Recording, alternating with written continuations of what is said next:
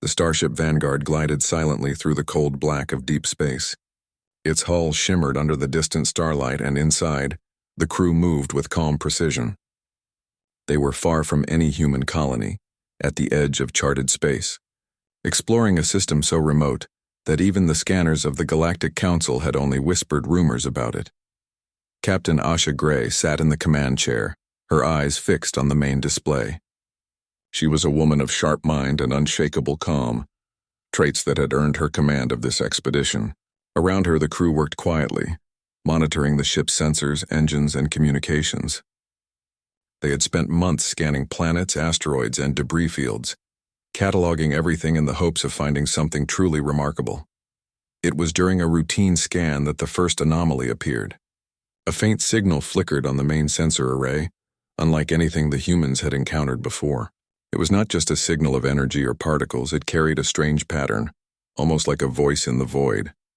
At first, no one could make sense of it. "Captain," said Lieutenant Riel, the ship's chief science officer, "we're receiving a signal from the nearby system. It's unusual. I've never seen anything like it. It's rhythmic almost, alive." Asha leaned forward, studying the data. The signal pulsed in a pattern that seemed deliberate. It was as if someone or something was calling out across the void, reaching for them. The sound resonated not in their ears, but in the very sensors that measured the universe around them. "Alive, you say?" Asha asked, raising an eyebrow. "Explain what you mean by that." Riel's eyes shone with excitement. "The pattern isn't random. It repeats in a way that suggests intelligence. It's as if it's trying to communicate, not in human language, of course, but some form of coded message." "It has emotion, Captain." "There's fear in it, and something else, urgency." The bridge fell silent. Even the usual hum of the ship's systems seemed quieter as the crew processed the news. Humanity had encountered strange signals before, but this was different. It was not just an anomaly. It felt like a living cry traveling across the stars to reach them. Asha's voice was calm but firm. "Prepare the survey drones. I want a full scan of the source. Keep shields up, but avoid any aggressive actions. We do not know what we are dealing with." The crew obeyed. Small, nimble drones launched from the Vanguard, darting through the void toward the origin of the signal. As they approached, the signal grew stronger. It was impossible to ignore now. Even the humans could feel a strange unease. It was not fear in the usual sense, but a deep, instinctive reaction, like something in their minds was being touched. Meanwhile, in the same system, another species was also reacting, though in a very different way. The Deathworlders, massive predators who ruled through brute strength and fear, had long held this sector of space as their own. They were terrifying beings covered in armor-like scales, with limbs built for both speed and power. Their ships were enormous, bristling with weapons capable of destroying planets. They prided themselves on their dominance, and nothing in known space had ever challenged them. Yet when the signal reached their sensors, even the Deathworlders froze. Commanders reported unease throughout the fleet. "The sound, it's unnatural," said one, his voice trembling. "A rare moment for a creature bred for fearlessness. It reaches the mind. It is wrong." The Deathworlders were used to threats. They had faced humans before, small, adaptable, and often clever, but nothing had ever triggered such a reaction. Instinctively, they began mobilizing their ships, readying their deadliest vessels. If the signal was dangerous, they intended to destroy it. If it was alive, they intended to dominate it. Back on the Vanguard, Riel worked quickly. "Captain, preliminary analysis shows that the signal originates from the third planet in the system. It's a rocky world, uninhabitable by normal life. Atmosphere is thin, radiation is high, temperatures swing wildly. Yet the signal comes from there, as if something is waiting for us." Asha's fingers tapped the armrest of her chair. "Waiting or luring. Prepare a landing team. I want protective suits, scanning equipment, and defense drones ready. We'll investigate cautiously. No rash decisions. This could be the discovery of a lifetime. Or a trap." The landing party suited up, their nerves masked by professionalism. Humans were known for courage, yes, but also for their curiosity. It was a combination that had carried them through centuries of space exploration, facing dangers that would have crushed other species. And now they were about to encounter something that would test them in ways no one could have imagined. As the Vanguard descended through the planet's thin atmosphere, the landscape revealed itself, A jagged world of mountains and canyons scarred by ancient geological forces. Toxic clouds swirled across the surface, illuminated by occasional lightning storms that danced in the dim sunlight. The signal grew stronger with each mile. Finally, the landing team touched down on a plateau near the source. The air was thin, filtered through their suits, and the ground vibrated faintly under their boots. The signal was unmistakable now, a pulsing cry that resonated through their suits and instruments alike. It was mesmerizing, terrifying, and strangely beautiful. Riel stepped forward holding a scanning device. It's huge, not in size but in energy. Whatever this is, it's broadcasting across the system. The readings don't match anything we know. I think it might be intelligent. Asha nodded slowly. Then we need to approach carefully. Keep your distance until we understand what we're dealing with. Remember, we are explorers, not invaders. The team moved cautiously, the signal guiding them like a beacon. As they neared the source, the air seemed to hum with an invisible force. The cry intensified, reaching a pitch that was almost painful to hear through the suits. Even so, the humans pressed on, driven by curiosity and determination. Suddenly, the ground trembled. The signal spiked violently and the team stumbled. In orbit, sensors on the Vanguard detected unusual energy patterns. Something or someone was aware of their presence. The humans had reached the first true test of their resilience. The Deathworlders fleet now appeared on the edge of the system. Dreadnoughts moved with silent precision, carriers bristling with fighters ready to engage. Their commanders had decided the humans were either a threat or a tool, and they would determine which with overwhelming force if necessary. But the humans had something the Deathworlders did not: ingenuity, courage, and a strange awakening force linked to the mysterious cry. Even the first tremors of it seemed to enhance human awareness, coordination, and problem-solving, allowing them to navigate the dangerous terrain with astonishing skill. Captain Gray looked at her team, her voice steady but firm. This is it, team. We are the first to encounter this signal, this world, and whatever lives here. Stay sharp, trust your training, and trust each other. Humanity did not survive this far by fleeing. We adapt, we endure, and we overcome. And with that, the humans pressed forward, stepping into the unknown. Somewhere, deep within the jagged canyons of the planet, the source of the cry waited. Something ancient, something powerful, and something that would soon change the way the galaxy viewed humanity forever. As night fell over the plateau, the signal pulsed steadily, like a heartbeat. Humans, for the first time in this system, felt the stirrings of destiny. They did not yet know what they were facing, but one thing was certain: the universe would never see them the same way again. The cry continued, stretching across the void, and even the Deathworlders, masters of terror, felt a shiver of unease. Something had awakened, and humans were at the center of it. The signal continued to pulse through the jagged canyons of the alien planet, echoing like a call from the deep. Each beat of the sound seemed to carry intelligence, a hidden pattern that the human minds could just barely grasp. Captain Asha Gray and her team moved cautiously, their suits protecting them from the toxic atmosphere and swirling winds. Their boots crunched over jagged rock, and sensors hummed quietly, measuring every vibration. Lieutenant Riel led the way, scanning constantly for energy readings. Captain, the signal is intensifying, he said. It's as if it knows we are here. The pattern, it's reacting to our presence. Asha frowned. Reacting? You mean it's aware of us? Riel shook his head. I don't know what it is yet, but the readings suggest some kind of awareness. Maybe intelligence. Maybe something else. But it is definitely not random. The team pressed forward, descending into a wide canyon. The walls were sharp, jagged, and towering, casting deep shadows in the dim light. Strange mineral formations glittered in the pale sunlight, giving the place an eerie glow. The sound of the signal became almost tangible, vibrating through the suits and the rock beneath their feet. Suddenly, the scanners on the Vanguard, still orbiting high above, blinked urgently. Captain Gray, called Ensign Vega, we've detected multiple high-energy signatures approaching the system. They're massive and moving fast. Asha's heart sank slightly. She knew what that meant. Show me, she ordered. On the main display, massive ships appeared, glinting in the void. Their shapes were brutal and angular, covered in weapon arrays and reinforced armor plating. These were no ordinary ships. These were Deathworlder dreadnoughts, the deadliest warships known in this part of space. They had arrived at the system and every sensor reading screamed danger. Riel's voice was tense. "Captain, they've detected us.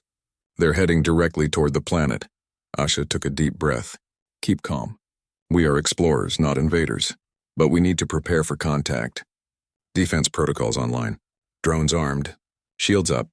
In orbit, the Vanguard activated its defensive systems, small energy barriers flickering to life across its hull.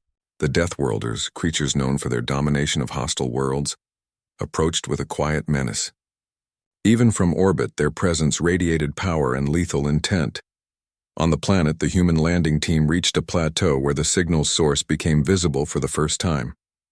A massive structure rose from the rock, smooth and metallic, yet impossibly old. Its surface pulsed with light in rhythm with the cry as if it were alive. Strange symbols, geometric and unfamiliar, shimmered across its surface, resonating with the signal in ways humans could feel, but not yet fully understand. Riel stepped forward, scanning the structure. "It's a monument, or maybe a beacon, but the energy readings are off the charts. Whatever this is, it's ancient and powerful, and it's responding to us." Suddenly, a wave of energy pulsed from the structure, sweeping across the plateau. The humans stumbled but were unharmed, their suits shielding them.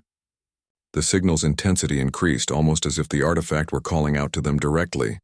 "Captain," Riel said, wide-eyed, "it's affecting our minds. Subtly, I feel clearer, sharper. My reflexes, even my thinking seems faster. It's like it's helping us." Asha nodded slowly, realizing the significance. "It's more than just a signal. It's a tool or maybe a test. We need to be careful but also take advantage of this. Humans survive by thinking, adapting, and acting. Use it." But even as they marveled at the structure, the ground trembled beneath them. Distant explosions in orbit indicated the Deathworlders were engaging the Vanguard. Small craft darted from the larger ships, firing energy pulses toward the humans' planet. "Captain," Ensign Vega shouted over the comm. "They're attacking." "The Vanguard is under fire." Asha's jaw tightened. "They may have underestimated us, but that ends now. Riel, keep analyzing the signal. Everyone else, prepare for evasive action. Use the terrain to your advantage." On the plateau, the humans activated small defensive drones. The devices were nimble, emitting energy shields and countermeasures to intercept the incoming attacks. The Deathworlders' fighters swarmed like predatory birds, but the drones intercepted many of them, buying precious time. Despite the overwhelming odds, the humans' combination of ingenuity, speed, and courage allowed them to avoid destruction. They ran through the canyons, using twists, turns, and cliffs to stay ahead of the attack. The signal pulsed with each step, guiding them as if giving them subtle warnings about danger. Riel shouted, pointing to a narrow canyon. "This way. The signal is strongest there. We might be able to reach the source and understand it better." Asha nodded, signaling the team to follow. "Move quickly. Keep your suit's shields active. We are small, yes, but we are smarter and faster. Humans always find a way." The Deathworlders observing from orbit were confused. Their scanners indicated the humans were avoiding attacks with impossible precision. They expected fear, chaos, and surrender, but instead they saw adaptation, strategy, and calm focus. Commander Carr of the Deathworlders growled, "These humans, they are unusual. Their movements, they anticipate our attacks. They should be panicking. They should be weak, yet they survive." One of his lieutenants replied, shaking his massive head. "It's the signal, my lord. It is changing them, enhancing them. They are evolving in real time." Carr bared his teeth. "Then we must act carefully. Engage the planet's surface defenses. We will overwhelm them if we concentrate our fire. Nothing survives the Deathworlders' might, except perhaps this anomaly." Meanwhile, on the plateau, the humans approached the central part of the structure. Strange light patterns moved across its surface, almost like it was communicating silently. As they got closer, the pulsing cry seemed to synchronize with their heartbeat, filling their minds with clarity and purpose. "It's incredible," Riel whispered. "It's teaching us, guiding us. The more we approach, the more we understand instinctively. Our movements, our decisions. They're sharper, faster. It's like it wants us to survive." Asha's eyes narrowed. "Then we use it. Humans survive in the impossible, and we are about to show the galaxy why. Stay focused and remember, We are explorers first, but we will defend ourselves if necessary. Suddenly, the plateau shook violently. A massive energy wave radiated from the artifact, throwing the humans to the ground. The sound of the cry intensified, almost deafening in its purity. In that moment, Asha realized the true nature of what they faced. This was not just a signal. It was a test, a call, and perhaps a weapon, all in one, and it was awakening something inside them. Humans had always adapted to survive, but now they were learning in ways they had never imagined. Every instinct, every thought, every decision seemed clearer, sharper, faster. They could anticipate danger before it happened. The Deathworlders' ships drew closer to the planet, unleashing waves of energy that scorched the rocky surface. The humans' drones intercepted many, but some impacted, sending clouds of dust and rock into the air. Yet the humans advanced, guided by the strange power of the artifact. Asha raised her hand to the team. We reached the source. Whatever happens, stay together. We are human. We survive, we adapt, and we overcome.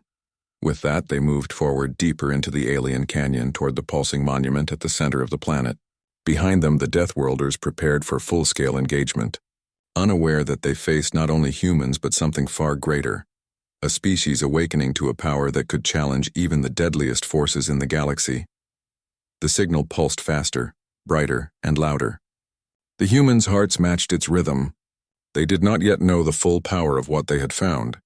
But one thing was certain. They had arrived first, and the universe would never forget this day. Even the Deathworlders, masters of terror and destruction, felt unease for the first time. Something was coming, something powerful, something human, and the first battle for understanding, for survival, for humanity's place in the stars was about to begin.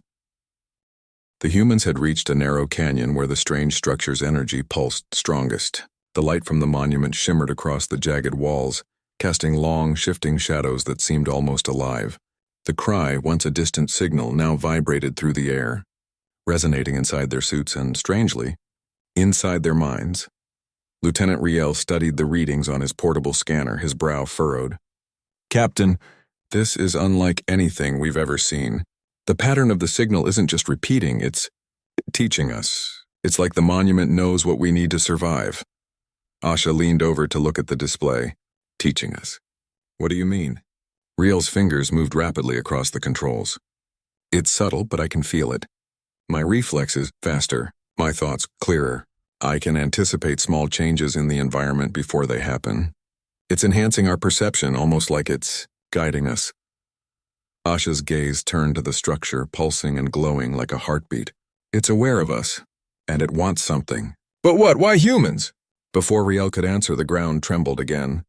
A massive shadow passed overhead. The humans looked up to see the Deathworlder dreadnoughts emerging from orbit, massive and foreboding. Their hulls glinted in the dim sunlight, bristling with energy cannons and defensive systems.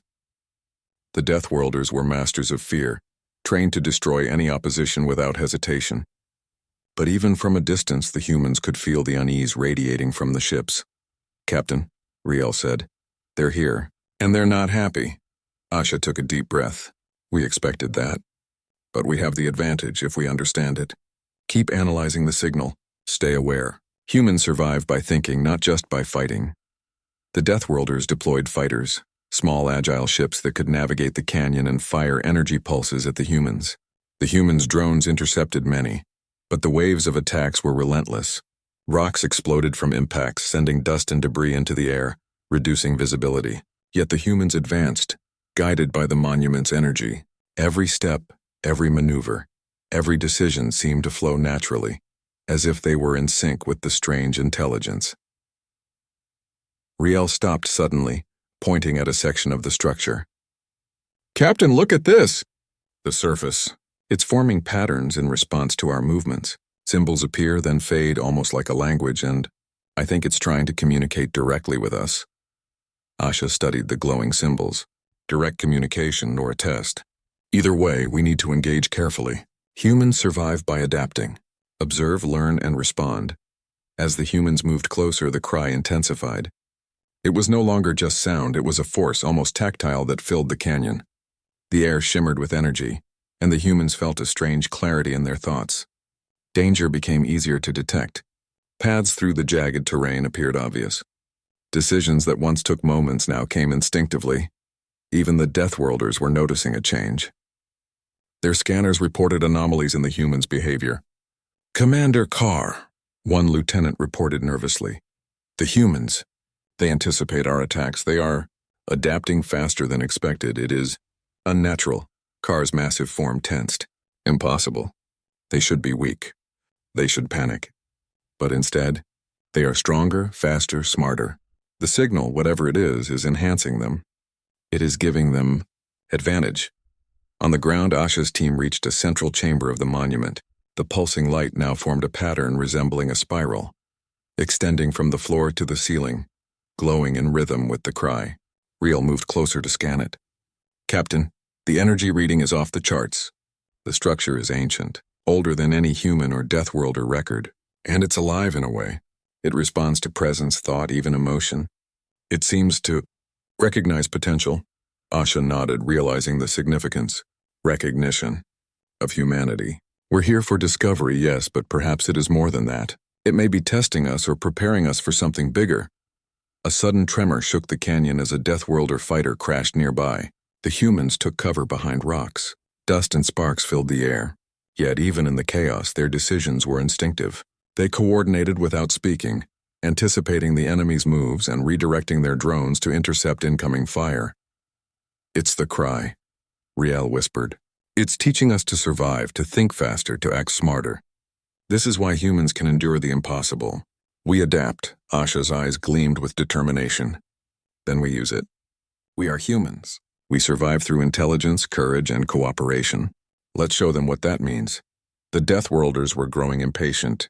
Carr barked orders, commanding the dreadnoughts to fire large energy blasts at the canyon. Rocks exploded, sending clouds of dust into the air, obscuring visibility. Fighters swarmed, attempting to corner the humans. But the humans, guided by the monument, navigated the chaos with unmatched agility. Paths that should have been blocked were avoided instinctively. Energy pulses were dodged before they arrived. Even the small drones moved with uncanny precision, intercepting the fighters with remarkable efficiency. "Captain," Riel shouted, "we can use the monument to our advantage. Its energy interacts with the terrain. We can manipulate it to create barriers or redirect attacks." Asha nodded. "Do it. Humans survive through creativity and courage. Use the signal, use the terrain, and keep moving. Our survival depends on it." The team began implementing Riel's ideas. Using the monument's pulsing energy, they created temporary shields that deflected Deathworlder fire. They redirected drones to create distractions and decoys. The Deathworlders' attacks began to falter as their technology, powerful as it was, could not anticipate the humans' adaptability. Commander Carr growled in frustration. "They are learning. They adapt to every attack. Nothing should survive against us like this. It is unacceptable." The humans pressed on, moving closer to the core of the monument. Symbols on its surface shifted in response to their presence, glowing brighter as if encouraging them. The cry reached a crescendo, filling the canyon with energy that was almost tangible. The humans' senses were heightened. They could see, hear, and anticipate with clarity beyond normal human capability. Riel studied the patterns, his voice trembling with awe. "Captain, this is a message from an ancient civilization. Long gone, they left this cry, to teach life to survive, to endure. It is a gift or a test, and humans, we are the first to truly understand it." Asha's jaw tightened. "Then we survive. We endure, we learn, and we will show the galaxy why humans are unstoppable." Even as the Deathworlders intensified their attacks, the humans moved with remarkable precision, each step guided by the monument. Rocks crumbled under the force of explosions. Energy pulses cracked through the air, but the humans advanced. They were not invincible, but they were prepared. They had the power of intelligence, adaptability, and the strange, awakening force of the cry. And in that moment, Asha realized something profound. This is more than survival. This is evolution. Humanity is growing, right here, right now, in response to something greater than us. And no force, not even the deadliest in the galaxy, can underestimate what we have become. The Deathworlders, observing from above, were unsettled. Their fearsome reputation, their dominance, even their technological might, all of it seemed irrelevant in the face of humans who could adapt faster than they could anticipate. Commander Carr's voice was low and tense. "Prepare the fleet. We may have underestimated them. They are changing, and if we cannot destroy them now, they will become a threat no one can ignore. On the planet, the humans reached the very heart of the monument. Its surface shimmered with light, and the cry resonated like a heartbeat. They could feel a deep understanding forming in their minds. The ancient message was clear: survival required intelligence, courage, and unity. The monument's energy reinforced these traits, and humans were absorbing its lessons with astonishing speed. Asha stood at the center, looking around at her team. This is only the beginning. We have learned much already. But the galaxy is watching, and we will not fail. Humans survive because we adapt, and today we prove why. The cry pulsed once more, stronger than ever. The humans felt its energy flow through them, guiding, teaching, and strengthening them. They were no longer just explorers. They were pioneers at the dawn of a new understanding. And far above, in orbit, the Deathworlders prepared their deadliest ships, realizing that humans were no ordinary prey. Something extraordinary had awakened, and the galaxy would soon bear witness to humanity's true power. The humans had learned much from the monument, but the true test was about to begin. The Deathworlders, massive and relentless, had fully deployed their fleet in orbit above the planet. Their dreadnoughts were bristling with energy cannons, ready to fire planet-crushing beams at any obstacle. Smaller fighters swarmed like a storm of metal and fury, cutting through space with terrifying precision. From the plateau, Captain Asha Gray watched the dark silhouettes of the fleet against the pale light of the planet's sun. "They've brought everything," she said quietly. "This is their full power, but they've underestimated us. We know the signal now. We understand it, and that gives us an edge." Lieutenant Riel nodded. "Captain, the cry is reacting to them. It's giving us a way to anticipate their attacks, to adapt faster than they can adjust. It's not just a weapon or a signal. It's a guide." Asha tightened her grip on the control panel of her suit. "Then we follow it. Humans survive by thinking, not just fighting. We adapt, we endure, we win." The first wave of Deathworlder fighters swooped into the canyon, energy beams cutting through the rocks. Dust and debris exploded in all directions. The humans ducked behind boulders, activating their drones to intercept the attackers. Even in the chaos, the cry pulsed, guiding their actions. Drones moved instinctively, forming protective barriers and distracting enemies. Humans communicated through hand signals and rapid gestures, anticipating each other's actions without words. Every move, every decision seemed to flow naturally, like they were part of a larger pattern dictated by the monument itself. "Captain," Riel shouted, "they're targeting the monument. If they destroy it, the signal might stop." Asha's eyes narrowed. "Then we protect it. Not because it's an object, but because it's our advantage. Keep moving, keep adapting, and don't stop." The humans advanced deeper into the canyon, using narrow pathways and natural obstacles to funnel the Deathworlders' fighters. Rocks and energy barriers deflected incoming fire, and the humans used the terrain creatively, creating traps and ambush points. Their adaptability was astonishing even to themselves. In orbit, Commander Carr watched with growing frustration. "They are impossible," he growled. "Every attack we anticipate, every strategy we deploy, they counter before we act.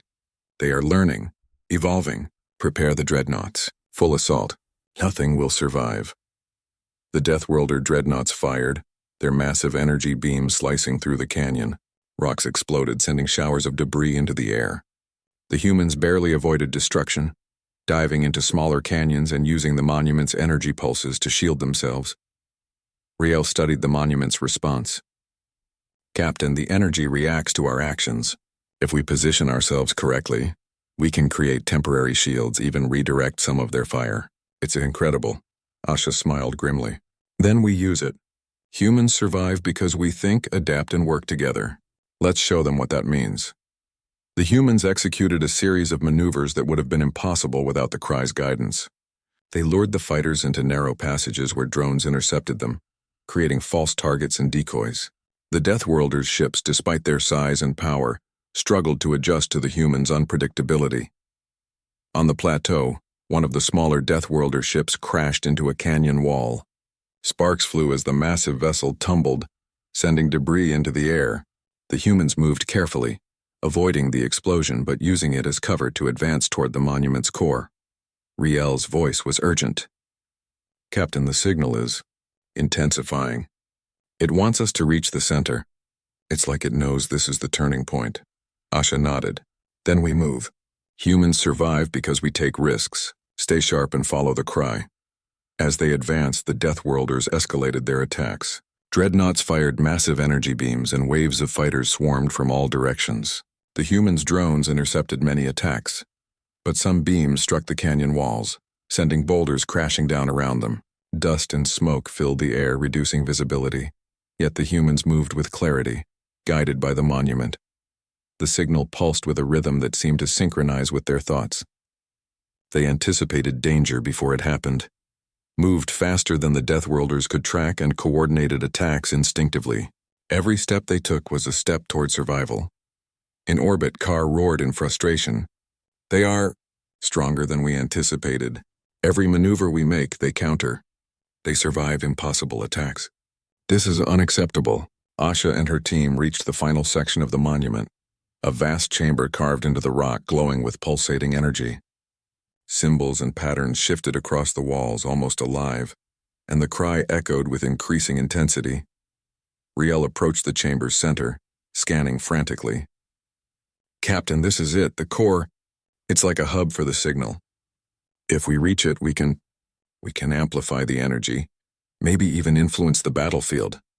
Asha's eyes shone with determination. Then we do it. Humans survive through intelligence, courage, and unity. Let's finish this together. The team moved into the chamber, and as they did, the monument's energy surged.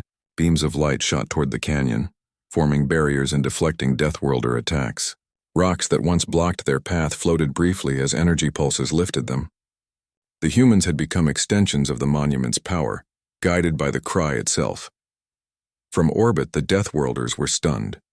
Their attacks, their technology, their brute force, all of it seemed useless.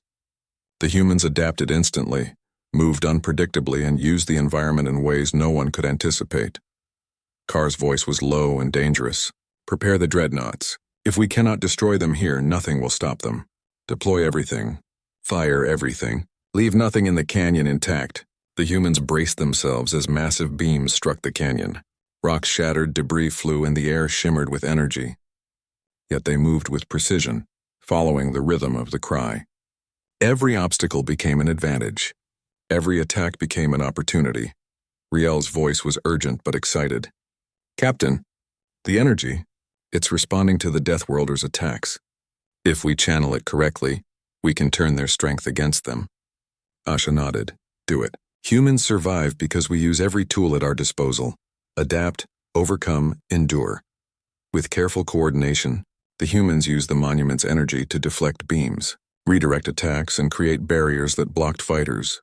Drones moved with perfect timing, intercepting attacks before they could strike. Even the canyon walls seemed to work in their favor, forming natural shields and pathways. One by one, the Deathworlders' fighters were neutralized, and their dreadnoughts began taking damage. Energy beams that should have destroyed everything instead bounced harmlessly off the humans' improvised shields, or were redirected by the monument. Commander Carr could hardly believe it. Impossible. These humans, they survive everything. They are learning, adapting, evolving. We must retreat, for now. The Deathworlders' fleet began to withdraw, leaving the humans victorious in the canyon. The cry pulsed once more, a steady heartbeat that seemed to congratulate them, acknowledge their courage, and guide them further. Asha turned to her team, her eyes bright with pride. We survived, not because we were the strongest, but because we were smart, brave, and united. Humans survive because we adapt. Today we prove that. Riel smiled, still catching his breath. Captain, the monument, the cry, it's incredible. It taught us, guided us, made us stronger. I think we understand why humans survive against impossible odds. Asha nodded, looking at the glowing monument. It's not just power or weapons. It's intelligence, courage, and unity. That is what makes us unstoppable. As the humans stood in the canyon, the monument's light pulsed gently. The Deathworlders retreated to orbit, knowing that they had underestimated humanity. And for the first time, the galaxy had seen that humans could face the deadliest forces and survive. Not by brute strength, but by thinking, adapting, and never giving up. The battle was over, but the war for understanding, survival, and respect was only beginning. Humanity had shown its true strength, and the universe would never forget the day the cry guided humans to victory. The dust of battle hung heavy over the jagged canyon, but for the humans the victory was clear. The Deathworlders had retreated to orbit, their massive fleet withdrawn, their deadliest ships forced to pull back in the face of something they could not understand. Even in retreat, the Deathworlders' presence loomed, a reminder that the galaxy was full of danger, but also of opportunity for those willing to adapt. Captain Asha Gray stood at the edge of the central chamber of the monument. The pulsing cry, once wild and chaotic, now beat with a calm rhythm, almost like a heartbeat. The light illuminated her face, revealing determination and awe. She looked at her team, exhausted but unbroken. "We survived," she said quietly. "Not because we were stronger, but because we were smarter, braver, and together. Humanity survives because we adapt." Lieutenant Riel, still scanning the monument, shook his head in amazement. "Captain, the cry, it's more than a signal. It's a message from an ancient civilization. They left it here, perhaps to guide species toward survival. I think we were chosen to understand it." Asha's gaze turned to the glowing symbols across the walls. "Chosen, or ready. Humans survive because we do not surrender to fear. We adapt, we learn, and we endure.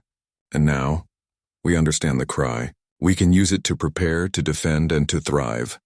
The human team moved carefully through the monument, observing its energy patterns. Each pulse seemed to interact with them, enhancing awareness, reflexes, and problem-solving skills. They realized that the cry was not just an artifact, it was a teacher, a guide, and a warning all at once. "We should document everything," Riel said. "The monument, the signal, the effects. This knowledge could change the way humans explore the galaxy, and it might help us anticipate threats before they happen." Asha nodded. "Agreed. But first we need to secure the planet and ensure the Deathworlders do not return too soon. Humanity survived today because of courage, ingenuity, and the cry. Tomorrow, we prepare to share this strength with the rest of the galaxy." In orbit, the Deathworlders convened aboard their command ship. Commander Carr's massive form loomed over his officers. "Humans are different. They survive against impossible odds. They adapt faster than we can destroy. They are not weak, they are dangerous," one of his lieutenants replied nervously. "Commander, we underestimated them. Their connection to the monument's signal. It is enhancing them. They are learning, evolving, and using our attacks against us." Carr growled. "Then we withdraw for now. But humans must be watched. They are no ordinary species. They have survived impossible circumstances today. They may become a threat to all who underestimate them." Back on the planet, the human team worked together to stabilize the monument. Using portable energy regulators, Riel carefully measured the pulses and energy flow. "Captain, the monument is stable now. Its energy is steady. We can control it to some extent without harming its natural flow. This is incredible. It's a library of knowledge, a training tool, and a defense system all in one." Asha smiled, her eyes glowing with determination. "Humans survive because we think ahead, plan, and use what we have. Today we proved it. Tomorrow the galaxy will see it." The team moved back to the plateau, surveying the aftermath of the battle. Scorched rock and shattered canyons marked the path they had taken. The Deathworlders' fighters had been neutralized or forced to retreat. The humans had survived against overwhelming odds, not by strength alone, but by strategy, courage, and adaptability, the very qualities that had defined humanity for centuries. Lieutenant Riel stood beside Asha, looking at the horizon. "Captain, this encounter will change everything. The humans we are today after surviving the Deathworlders' attack are not the same as before. We are stronger, smarter, and more aware. And the monument, the cry, it will continue to guide us." Asha nodded. "Yes, and the galaxy will take notice. Humans survive because we adapt. Others rely on brute strength, but we rely on intelligence, courage, and unity. That is our greatest weapon, and our greatest promise." The monument pulsed one final time, sending a gentle wave of energy across the canyon. The humans felt it wash over them, a quiet acknowledgement of their bravery and potential. It was not just a message. It was a gift, a promise that humanity could endure and thrive even in the most hostile parts of the galaxy. As the humans prepared to return to the vanguard, Riel looked back at the monument. "Captain, do you think We will ever understand all of it? Asha smiled faintly. Perhaps not. But humans survive because we keep learning, keep exploring, and keep growing. That is enough. Today we faced the deadliest species in this system and lived. Tomorrow, we will face the galaxy. The Vanguard lifted off from the planet's surface, its engines glowing as it climbed into orbit. From space, the monument looked small, almost insignificant, yet the humans knew its true power. It was not the size or strength that mattered. It was the knowledge, the guidance, and the awakening it had given them. In orbit, the Deathworlders' fleet was still visible, but they had retreated far enough to avoid immediate engagement. Their commanders, seasoned in countless battles, had recognized the humans' unique ability to adapt and survive. They would not forget this encounter. Humans had shown them something new, that intelligence, courage, and adaptability could rival the most fearsome force in the galaxy. Asha addressed her crew over the ship's intercom. Today we survived. We faced the impossible and endured. Tomorrow humanity will continue to explore, to learn, and to grow stronger. Remember this moment.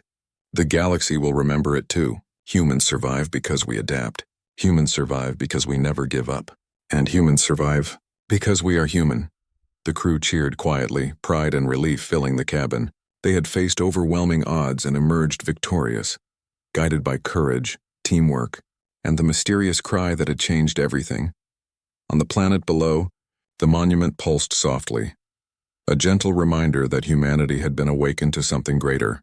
It had tested them, guided them, and prepared them for challenges beyond imagination. And in that moment, the humans knew that their survival was more than instinct. It was a promise, a mark of resilience that would echo across the stars. As the Vanguard charted a course for home, the human crew felt a sense of purpose unlike any before. They had not only survived, they had grown stronger. They had faced the deadliest beings in the galaxy and emerged victorious through intelligence, courage, and unity. Somewhere, far above in the darkness of space, the Deathworlders regrouped, wary of the humans who had survived impossible odds. They had learned a lesson they would never forget. Humans were unpredictable, resilient, and capable of facing the most formidable threats. And one day those same humans might challenge even the mightiest powers in the galaxy. For humanity, the cry had become a symbol of possibility, a reminder that even against overwhelming odds, survival was not only possible, it was inevitable for those who adapted, learned, and fought together. Captain Asha Gray looked out at the stars, the monument fading behind her as the Vanguard ascended. We survived. We learned, and the galaxy will never be the same. Humans survive because we adapt, and nothing will stop us. The cry echoed faintly in their minds, a memory, a gift, a guide. And in that echo, humans found their strength, their purpose, and their destiny among the stars.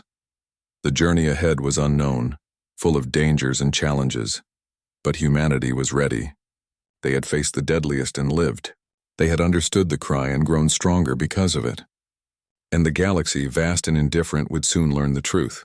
Humans survive, humans endure, and humans will never be underestimated again.